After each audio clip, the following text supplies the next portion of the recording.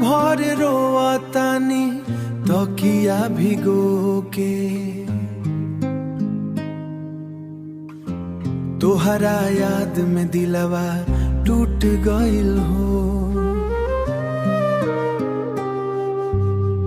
जिंदगी के रास्ता सूना पड़ी गइल, जब से तू हमसे दूर गइल हो। आँखों से आंसू रुकत ना हो, दिलवा के दर्द छुपत ना हो।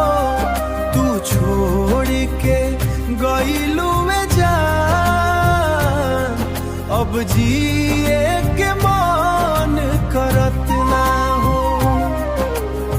सपना सजवनी तोहरे नाम के, सब कुछ लुटा देनी प्यार में। तू बेवफा बनके चल गइलू, चल गइली, हम रह गइनी इंतजार में। आँखों से आंसू रुकत ना हो, दिलवा के दर्द छुपत ना हो। तू छोड़ के गइलू में जान, अब जिए के मन करत ना हो। जिंदगी में सबसे ज्यादा दर्द वही देला, जे सब ज्यादा प्यार करेला।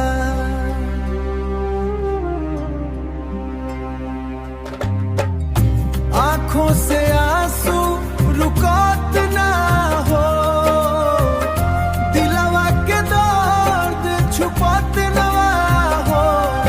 तू छोड़ के गइलू में जान, अब जिए के मन करत ना हो।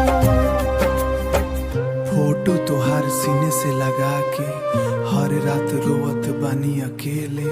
लौट लिया जाए सनम, तोहरा बिना